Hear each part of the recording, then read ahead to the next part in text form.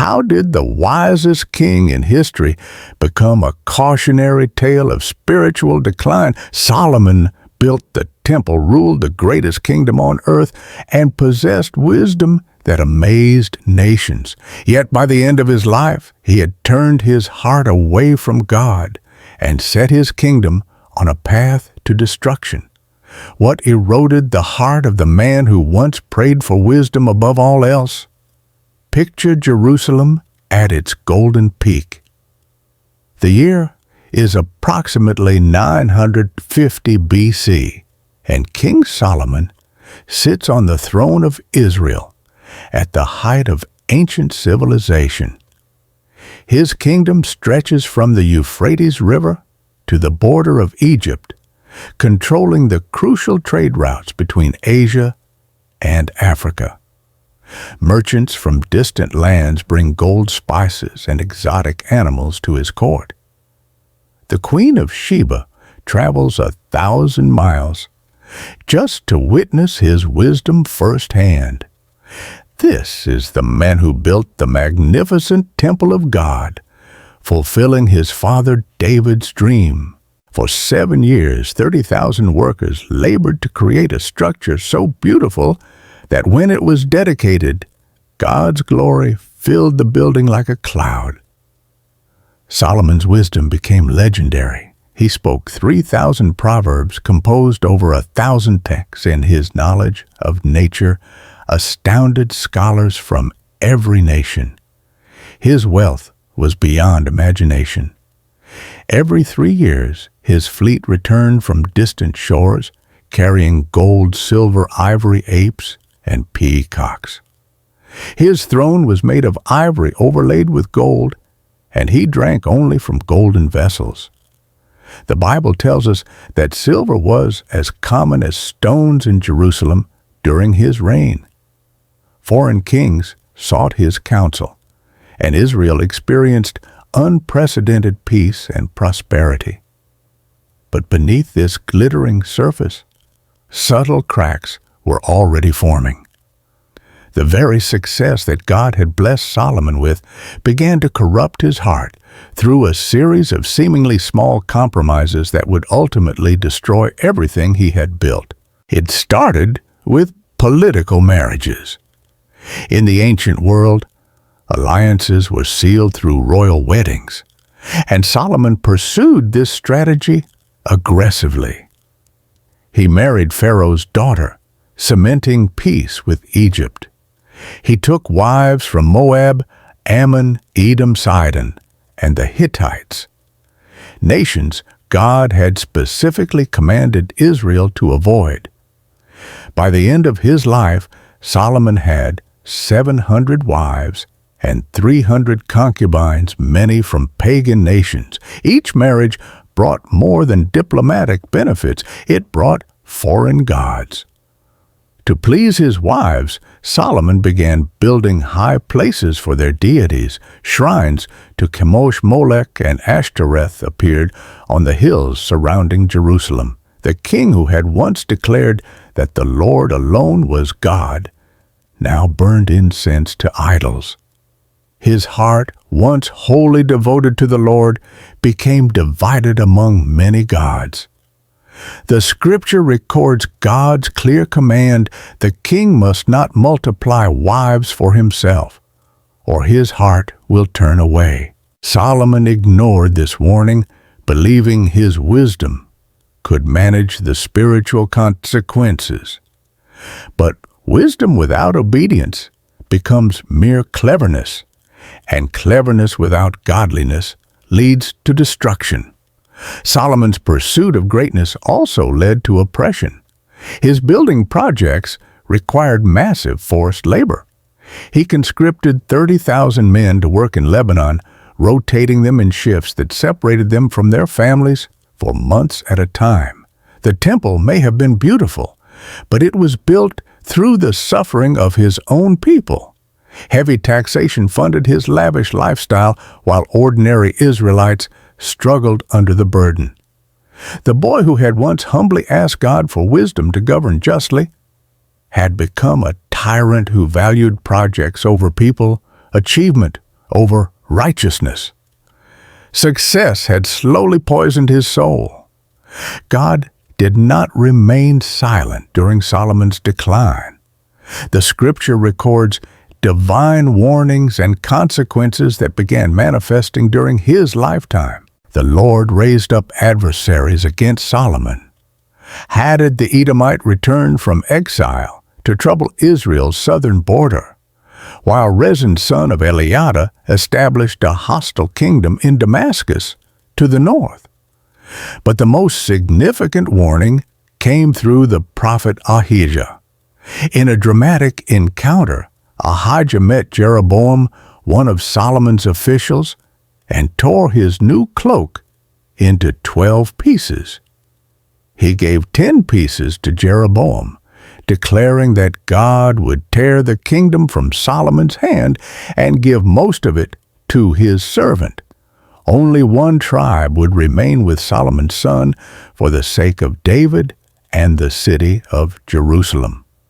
The moral cause and effect of biblical history was unfolding. Sin leads to consequences, not immediately, but inevitably. Solomon's spiritual compromise was about to fracture the very kingdom God had entrusted to him. When Solomon learned of Ahijah's prophecy, he tried to kill Jeroboam, who fled to Egypt for safety. This attempt at murder revealed how far the wise king had fallen. The man who once demonstrated divine wisdom by threatening to divide a baby to reveal the true mother was now trying to eliminate a perceived threat through assassination. Grace and judgment intertwined as God preserved the kingdom during Solomon's lifetime for David's sake, while simultaneously preparing its division under his successor. The final years of Solomon's reign were marked by the weariness of a man who had achieved everything the world could offer, yet found it ultimately meaningless. The king who possessed unlimited wealth and wisdom discovered that earthly success could not fill the void in a heart that had drifted from God. Tradition suggests that during this period, Solomon composed the book of Ecclesiastes, a profound meditation on the emptiness of life without God. Vanity of vanities, he wrote, all is vanity. The man who had everything realized he had gained the whole world but lost his soul. His pursuit of pleasure, achievement, and knowledge had left him spiritually bankrupt. Solomon died after reigning for 40 years, and his son Rehoboam ascended to the throne, but the kingdom was already irreparably damaged. When the northern tribes came to Rehoboam requesting relief from the harsh labor policies of his father, the young king foolishly threatened to increase their burdens. That very day, 10 tribes rebelled and crowned Jeroboam as their king, exactly as Ahijah had prophesied. The united kingdom of Israel was torn in two, never to be reunited. The temple remained in Jerusalem, but the hearts of God's people were divided. The legacy of Solomon's compromise was civil war, spiritual confusion, and centuries of conflict between the northern kingdom of Israel and the southern kingdom of Judah. The tragic irony is complete. The wisest man in history became the architect of his nation's destruction. The builder of God's temple facilitated the introduction of idolatry.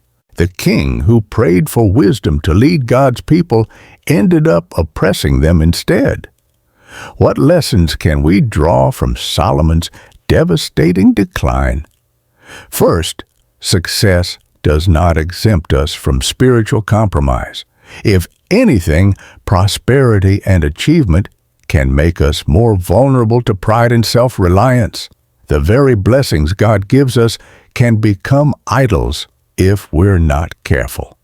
Second, small compromises accumulate into large catastrophes. Solomon didn't wake up one day and decide to worship idols.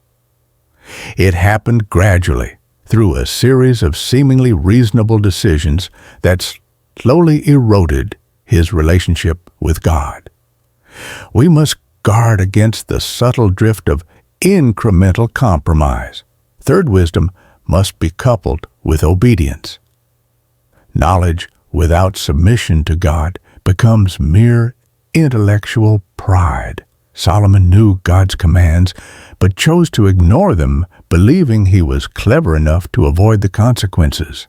True wisdom begins with the fear of the Lord and expresses itself in faithful obedience.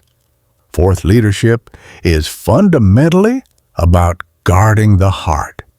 Solomon started well, but failed to maintain his devotion to God. Leaders especially must be vigilant about their spiritual condition, because their failures affect not only themselves, but everyone under their influence. Finally, returning to God is always possible. While Solomon's kingdom was divided as a consequence of his choices, God's mercy remained available. Even in judgment, the Lord preserved a remnant for David's sake, demonstrating that grace can triumph even in the midst of failure. Solomon's story serves as both warning and hope. It warns us that no one is beyond the reach of spiritual decline if they neglect their relationship with God. But it also offers hope, because even in our failures, God's purposes ultimately prevail. The division of Israel led eventually to the coming of the Messiah, born in Bethlehem of the tribe of Judah, who would reunite all things under his rule. As you reflect on Solomon's tragic decline, ask yourself these questions. What small compromises might be slowly eroding your spiritual foundation? Are you pursuing success at the expense of faithfulness?